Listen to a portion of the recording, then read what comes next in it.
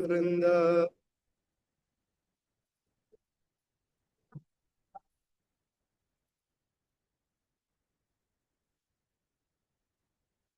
जय जय श्री चैतन्य जय नित्यानंद। जय अद्वैत चंद्र जय गौर भक्त।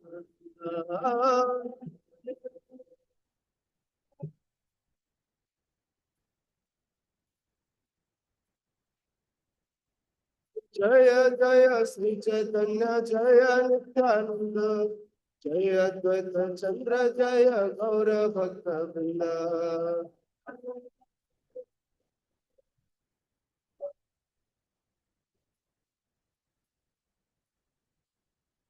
जय जय नित्यानंद।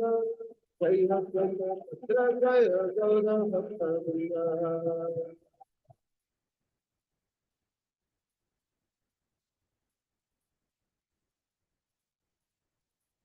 हरे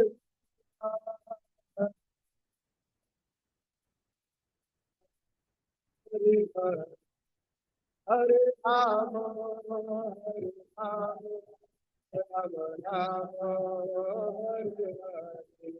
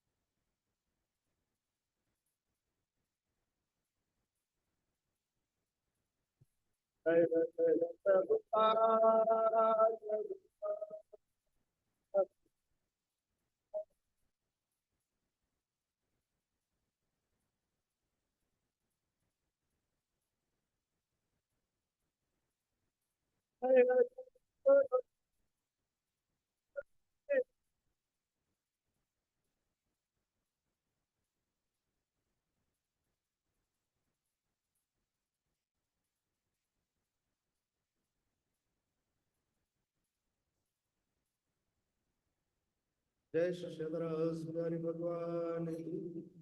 ललिता विशाखी श्री श्री सीताराम लक्ष्मण हनुमान की। श्री श्री गौर निताय भगवान की।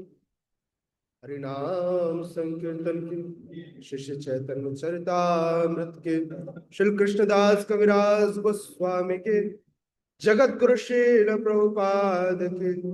निताय निताय गौर Premanand. All glories to assembled devotees, Hare Krishna. All glories to assembled devotees, Hare Krishna. All glories to assembled devotees, Hare Krishna. All glories to assembled Guru Srila Prabhupada की। ओम नमो भगवते वासुदेवाय।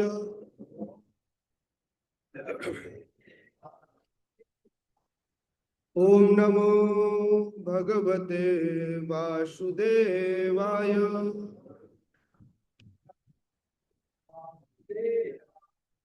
ओम नमो भगवते वासुदेवाय।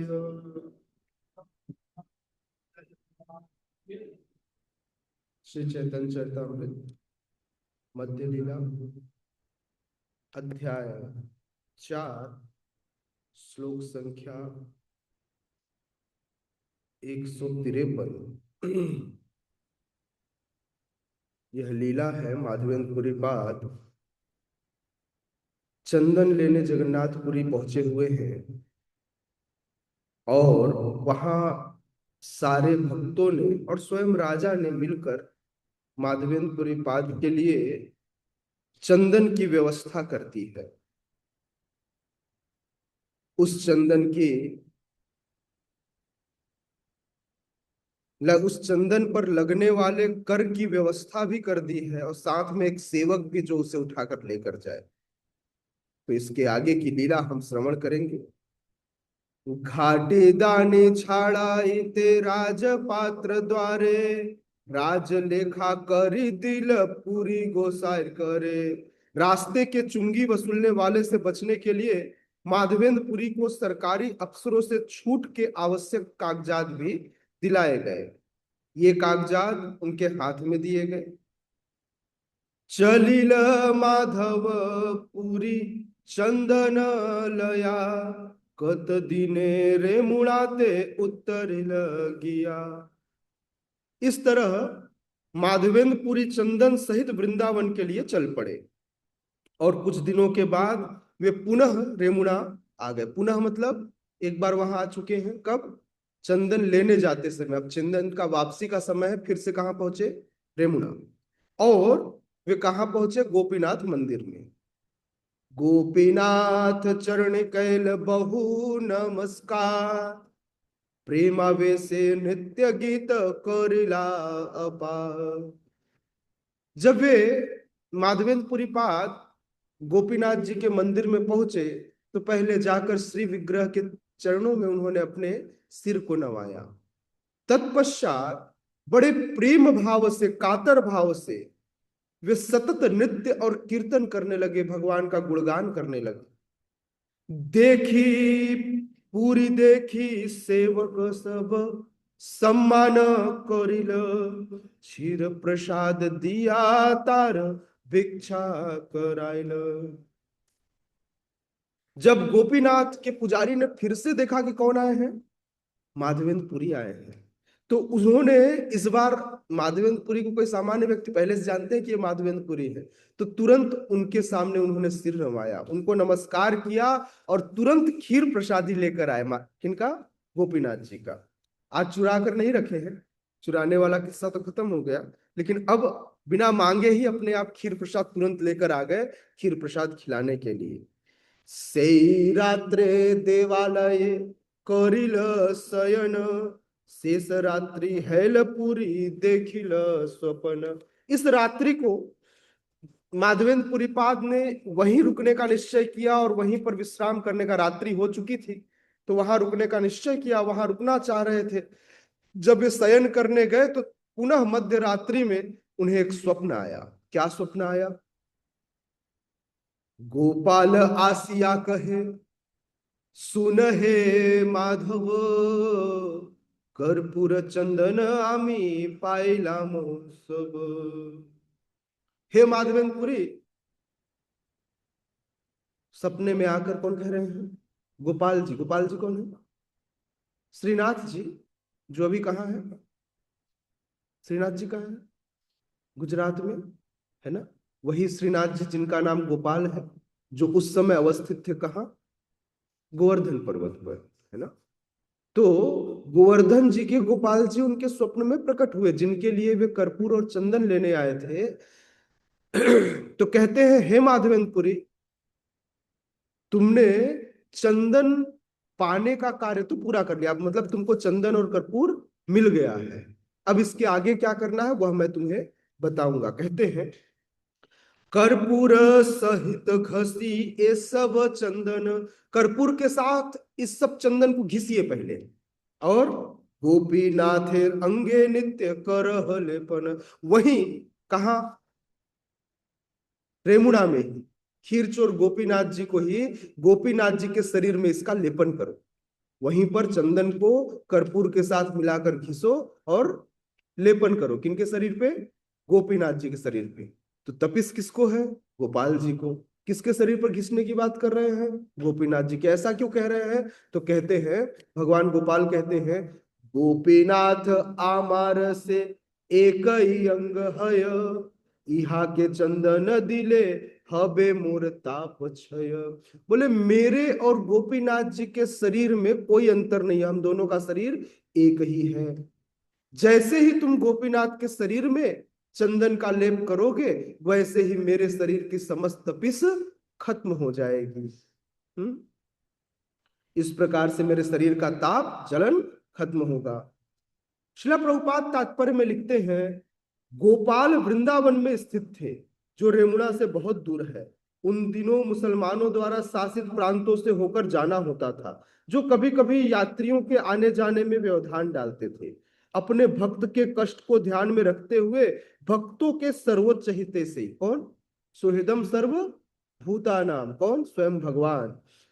सर्वोच्च हितैषी गोपाल ने माधवेंद्रपुरी को आदेश दिया कि चंदन का लेप गोपीनाथ के शरीर में कर दे, जो गोपाल के शरीर से अभिन्न है। इस तरह भगवान ने माधवेंद्रपुरी को कष्ट और असुविधा से बचा लिया। यही भगवान का तरीका है। ओम अज्ञानतिमिरन्धस्य ज्ञानंजन शलाकया चक्षुरुन्मीलितं येन तस्मै श्री गुरवे नमः। नमो विष्णुपादाय कृष्णपृष्ठाय भूतले श्रीमते भक्ति वेदांत स्वामी निति नामिने। नमस्ते सारस्वती देवे गौरवाणी प्रचारिणे निर्विशेष शून्यवादे पाश्चात्य देश तारिणे। वांछा कल्पतरुभ्यश्च कृपा सिन्धुभ्येव च पतितानां पावनेभ्यो वैष्णवेभ्यो नमो नमः। जय श्री कृष्ण चैतन्य प्रभु नित्यानंद, श्री अद्वैत गदाधर श्रीवासादि गौर भक्त वृंद। हरे कृष्णा कृष्णा कृष्णा हरे हरे, हरे राम राम राम हरे हरे।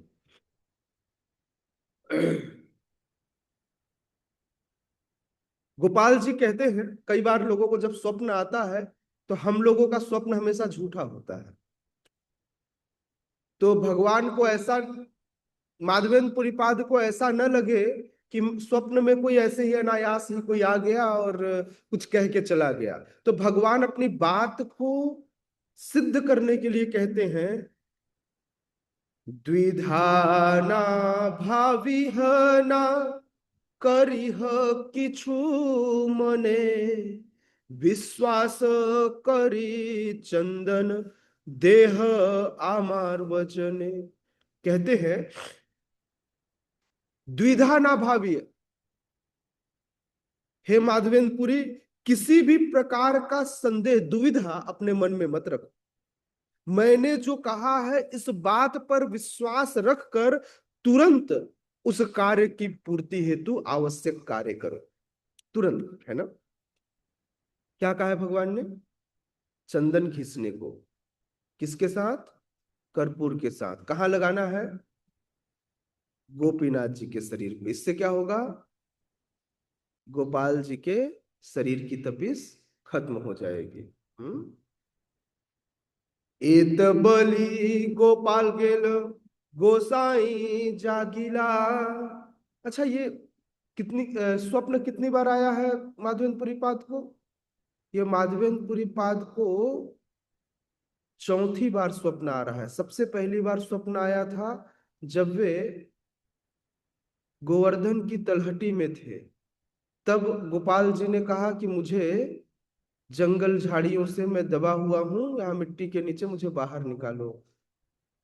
फिर दूसरी बार स्वप्न आया, कब? जब सेवा कर रहे थे तो उनके पास स्वप्न आया। गोपाल जी ने कहा, माधवेंद्रपुरी मेरे शरीर में बहुत जलन है, मेरे लिए जाओ और नीलाचल से कर्पूर और चंदन लेकर आओ। फिर तीसरी बार स्वप्न आया, कब? तीसरी बार स्वप्न आया, कब आया तीसरी बार स्वप्न? तीसरी बार आया कि चंदन घिसना है ना। और चौथी बार ये स्वप्न आया है जब वो कह रहे हैं कि मेरे शरीर में अब क्या करो, इसका लेपन करो। किसके जरिए? गोपीनाथ जी के शरीर में लगा करके। ये आदेश दिया, यह आदेश दिया माधवेंद्रपुरी पाद को, और गोपाल जी अंतर्ध्यान हो गए। कैसे? एत बलि गोपाल गेल गोसाई जागिला। इतना बोलने के बाद भगवान गए और गोसाई, कौन गोसाई? गोसाई कौन? माधवेंद्रपुरी पाद जग गए। गोपीनाथ सेवक गण डाकिया नेला। उन्होंने तुरंत गोपीनाथ के सेवकों को, मतलब रात के समय उठा दिया और बोला देखो ऐसे ऐसा स्वप्न आया, सुबह ये करना है। सुबह उठ करके चंदन घिसना है कर्पूर के साथ, और भगवान के शरीर में चंदन का लेपन करना है। कौन सा दिन है ये? कौन सा दिन है ये? अक्षय तृतीया का, जिस दिन से चंदन यात्रा प्रारंभ होती है। माधवेंद्रपुरी पाद कहते हैं, प्रभुर आज्ञा हल ऐ कर्पूर चंदन, गोपीनाथेर अंगे नित्य करह लेपन। माधवेंद्रपुरी ने कहा कि गोपीनाथ के विग्रह पर इस कपूर और चंदन का लेप करो, जिसे मैं वृंदावन स्थित गोपाल के लिए लाया हूं। इससे नियमित रूप से प्रतिदिन तुम्हें करना है। यहाँ के चंदन दिले गोपाल है बेशीतल, स्वतंत्र ईश्वर तार आज्ञा से प्रबल। यदि गोपीनाथ के शरीर पर, माधवेंद्र पाद बता रहे हैं गोपीनाथ के सेवकों को, कि यदि गोपीनाथ के शरीर पर चंदन का लेपन किया जाएगा तो गोपाल जी बड़े शीतल हो जाएंगे। आखिर पूर्ण पुरुषोत्तम भगवान पूर्णतया स्वतंत्र है, उनका आदेश सर्वशक्तिमान है, वो जो कहेंगे वो करेंगे। यही भगवान है ना, यही भगवान है। ग्रीष्म काले गोपीनाथ परिबे चंदन, सुनी आनंदित हैल सेवकेर मन। गोपीनाथ के सेवक यह सुनकर बहुत प्रसन्न हुए कि आज भगवान के लिए उत्सव शुरू होगा। देखिए, जब आपने देखा होगा मंदिरों में जब उत्सव शुरू होता है तो रहने वाले भक्तों के अंदर, जैसे घर पे कोई उत्सव हो तो अचानक ही उल्लास आ जाती है, अंदर से एकदम खुशी जाग उठती है। लोग दिखते हैं, हम नए नए कपड़े पहनते हैं, भगवान की अच्छी सेवा करते हैं, स्पेशल फूल माला से स्वागत होता है, फोटोग्राफी होती है, अच्छा कीर्तन होता है, अच्छा प्रसाद होता है, खुशी का माहौल है ना। बिल्कुल उसी तरह बिल्कुल उसी तरह ये उत्सव होने वाला है कि गोपीनाथ जी के शरीर पे चंदन का लेप किया जाएगा। अच्छा, चंदन खींचना कोई सामान्य काम तो है नहीं, पूरे शरीर में लेपन करना है। आप देखते हैं अक्षय तृतीया से पहले ही चंदन घिसाई का काम शुरू हो जाता है और खूब चंदन घिसे जाते हैं। एक व्यक्ति से चंदन नहीं घिसा जाता, एक कटोरी घिसने में घंटों लग जाते हैं लोगों को। अच्छा, लोग आते हैं बोले प्रभु जी इसमें से चंदन ही नहीं निकलता। तो चंदन निकालना इतना आसान थोड़ी है, घिस घिस कर निकालना पड़ता है ना। तो गोपीनाथ जी के जो सेवक थे वो बहुत प्रसन्न हुए कि गर्मियों में यह सारा चंदन गोपीनाथ जी के शरीर में लेप लेप किया जाएगा। तो भाई, अगर मेरे लिए कोई अच्छा हो या मेरे मालिक के लिए कोई अच्छा हो, भाई हर व्यक्ति के कोई ना कोई अपने इष्ट होते हैं। जैसे अगर राधा रास बिहारी के लिए कोई बहुत अच्छी सेवा हो तो जितने राधा रास बिहारी के सेवक हैं वे सारे सेवक प्रसन्न हो जाएगा, हाँ आज हमारे राधा रास बिहारी बहुत अच्छे लग रहे हैं, क्योंकि उनके इष्ट है ना। पूरी कहे এই দুই ঘষিবে चंदन, आर जना दुई देह दीब ये वेतन। माधवेंद्रपुरी ने कहा ये दो सेवक नियमित रूप से चंदन घिसेंगे। अगर चंदन घिस, इससे एक चीज समझ में आता है, अगर चंदन घिसने वाला न हो तो व्यक्ति हायर कर लेना चाहिए, लेकिन चंदन होना चाहिए। कहते हैं इन दो व्यक्तियों की सहायता से तुम ये काम करो और इनको वेतन दो, कोई दिक्कत नहीं है। ऐसा नहीं, मतलब फ्री में नहीं, अगर अगर पैसा लेकर काम कर रहे हैं तो इनको वेतन दो, वेतन पे रख लो, लेकिन चंदन घिसाई का काम होना चाहिए। बोले मैं इनको वेतन भी दूंगा। ए मत चंदन दे प्रत्यह घसिया, पराय सेवक सब आनंद करिया। इस प्रकार से प्रतिदिन गोपीनाथ जी के श्री विग्रह पर चंदन घिस कर लेप किया जाने लगा, और गोपीनाथ जी के सेवक बड़े प्रसन्न थे कि हमारे गोपीनाथ जी की बड़ी अच्छी सेवा चल रही। किसकी अगुवाई में? माधवेंद्रपुरी पाद की अगुवाई में। प्रत्यह चंदन परायावल है ल अंत, तया रहिल पूरी तावतरयंत। इस प्रकार पूरा चंदन समाप्त होने तक, जितना चंदन लेकर आए थे कौन, जगन्नाथपुरी से माधवेंद्रपुरी पाद, श्री विग्रह पर चंदन का लेप होता रहा और माधवेंद्रपुरी तब तक वहीं रहे। ग्रीष्म काल अंते पुनः नीलाचल गेला, नीलाचल चातुर्मास्य आनंदे रहिला। अच्छा, चूंकि इतना चंदन था कि घिसते घिसते 21 दिन हो गए और 21 दिनों तक गोपीनाथ जी के शरीर पर चंदन मला गया। इसीलिए चंदन यात्रा अक्षय तृतीया से शुरू होकर अगले 21 दिन तक चलती है। वहां गिनती करके नहीं किया गया, वहां तब तक घिसा गया जब तक चंदन थी। तो उस चंदन की मात्रा कितनी हुई, 21 दिनों तक। इसलिए चंदन यात्रा कितने दिनों की होती है, 21 दिनों की। ये चतुर्मास प्रारंभ होने वाला था, ग्रीष्म मास का ये अंतिम समय था। तो इसलिए माधवेंद्रपुरी पाद इस गर्मी के अंत में वे पुरी लौट आए, वापस वृंदावन नहीं गए। और जहां जाकर उन्होंने चतुर्मास वहीं बिताया। जब चतुर्मास कहीं शुरू हो जाता था तो पहले जो साधु होते थे वे साधु वहीं रुक जाते थे जिस स्थान पर रहते थे, अथवा चतुर्मास बिताने के लिए किसी तीर्थ स्थान पर जाते थे। तो माधवेंद्रपुरी पाद यात्रा नहीं करते थे, है ना। तो चतुर्मास में कहा गए, पुरी में, और पुरी में पूरी 4 मास को बिताया उन्होंने।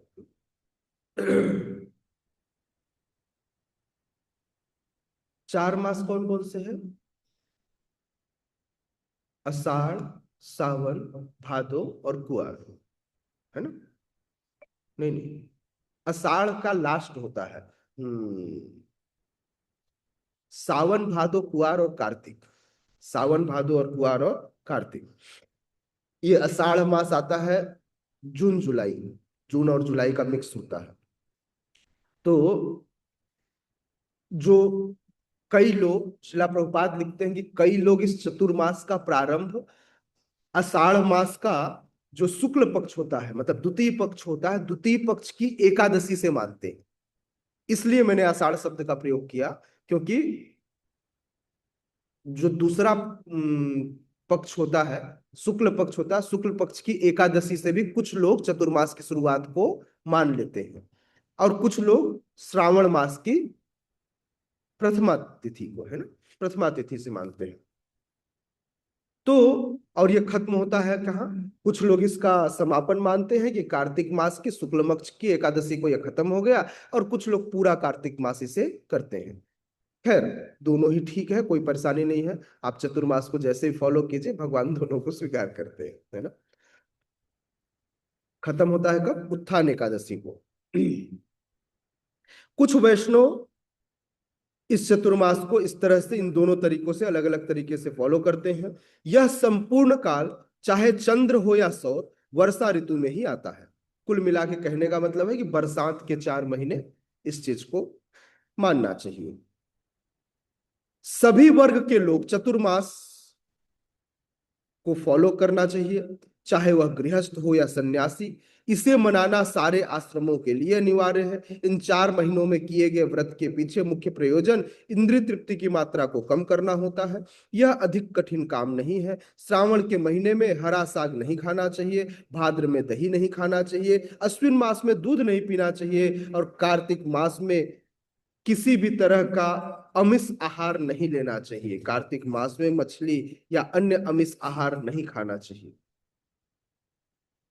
अमिष कार्तिक मास में, इसलिए कहीं ना कहीं जो हमारा उड़द दाल है यह भी अमिष माना जाता है, इसे भी बहुत शुद्ध नहीं माना जाता, इसलिए इसका भी सेवन वर्जित है ना।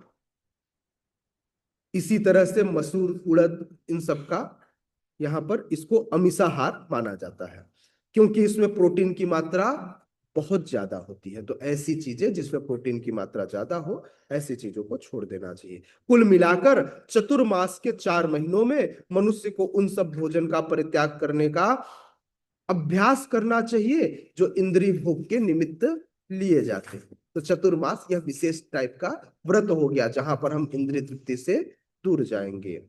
श्री मुखे माधव पुरी अमृत चरित, भक्त गणे सुनाया प्रभु करे आस्वादित। इस तरह श्री चैतन्य महाप्रभु ने स्वयं माधवेंद्रपुरी की अमृतमय गुणों की प्रशंसा की, और जब सब भक्तों को वे सुना रहे थे, ये कौन सुना रहा है? ये चैतन्य महाप्रभु सुना रहे हैं अपने भक्तों को माधवेंद्रपुरी की कथा। तो चैतन्य महाप्रभु जब भी कथा सुनाते थे तो उस कथा के रस में स्वयं डूब जाते थे, है ना। तो स्वयं भी इस रस का आस्वादन कर रहे हैं। प्रभु कहे नित्यानंद करह विचार, पूरी सम भाग्यवान जगत नहीं यार। चैतन्य महाप्रभु नित्यानंद प्रभु से कहते हैं, हे नित्यानंद प्रभु, आप निर्णय कर लो कि इस जगत में माधवेंद्रपुरी से ज्यादा सौभाग्यशाली कोई और नहीं है। दुग्ध दान छले कृष्ण यारे दे लागिला, दुग्ध दान छले कृष्ण यारे देखा दिल, तीन बारे स्वप्ने आसी यार आज्ञा कैल।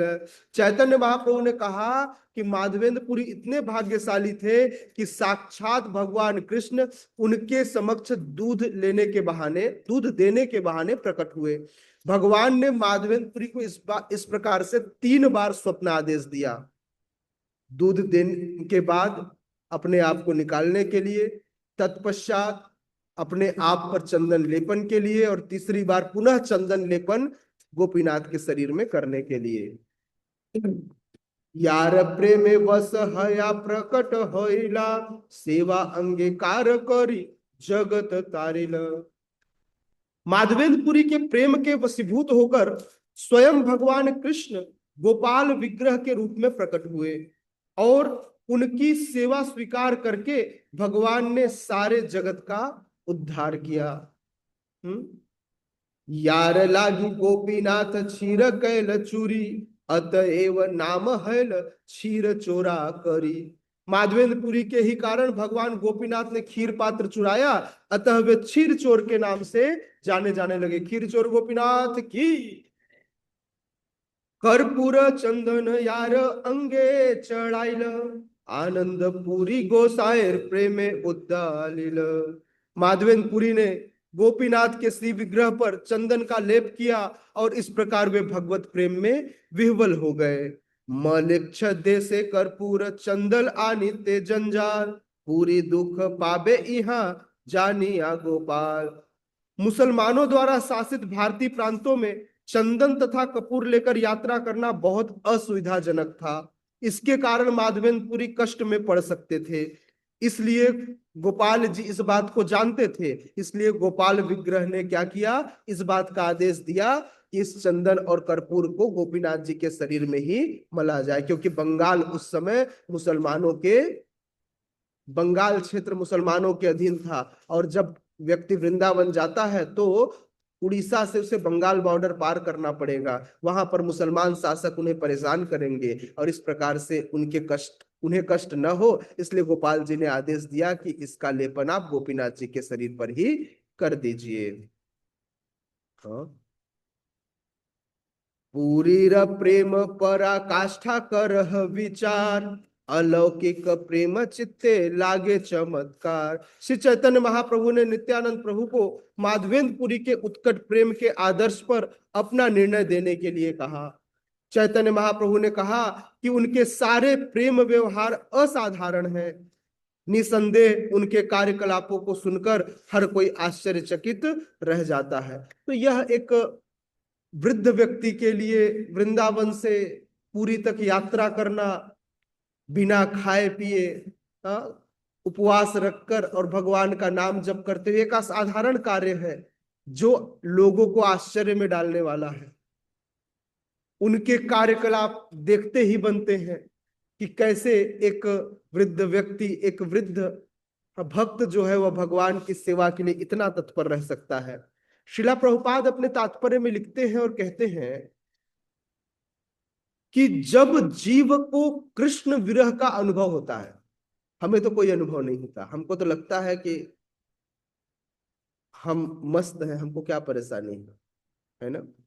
जब जीव को कृष्ण से विरह अनुभव होता है, हमें कृष्ण से प्रेम ही नहीं है तो विरह कैसा, है ना। अभी प्रेम ही जागृत नहीं हुआ, विरह तो छोड़ दीजिए। विरह तो अक्रूर जी का था। कृष्ण सामने थे और कृष्ण उनको नहीं दिख रहे थे, है ना। तो समझा जाता है कि जब जीव कृष्ण के विरह का अनुभव प्राप्त करे तो वह जीवन की परम सफलता है। जब मनुष्य भौतिक वस्तुओं के प्रति उदासीन बन जाता है तो भौतिक वस्तुओं के प्रति आकर्षण केवल एक पक्ष रह जाता है, कोई भी आकर्षण नहीं होता। किंतु कृष्ण विरह का अनुभव करना, भगवान के उद्देश्य की पूर्ति के लिए उनके सेवा में लगे रहना, कृष्ण प्रेम का सर्वोत्कृष्ट उदाहरण है। श्री चैतन्य महाप्रभु श्री माधवेंद्रपुरी द्वारा प्रदर्शित उत्कट प्रेम को इंगित करना चाह रहे थे। बाद में श्री चैतन्य महाप्रभु के सारे भक्तों ने माधवेंद्रपुरी के पद चिन्हों का अनुसरण किया और अपनी चिंता न करते हुए भगवान की सेवा की। परम विरक्त मौनि सर्वत्र उदासीन, ग्राम्यावर्ते भय द्वितीय संगहीन। चैतन्य महाप्रभु ने आगे बतलाया, श्री माधवेंद्रपुरी अकेले रहा करते थे। वे पूर्ण विरक्त थे और सदैव मौन रहते थे।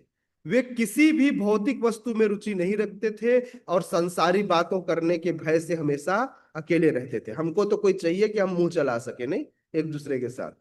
वे इसलिए अकेले रहते थे ताकि वे कोई संसारी बात न करें। ठीक है, तो इसके आगे अपन जानेंगे, इसके आगे की कथा अगले सत्र में, अगले सोमवार को। यहीं पर हम कथा को विश्राम देते हैं। जय श्री श्री चैतन्य चरितामृत की, श्री कृष्णदास कविराज गोस्वामी की, जगत गुरु श्रील प्रभुपाद की। निताय निताय गौर प्रेमानंद। हरे कृष्ण।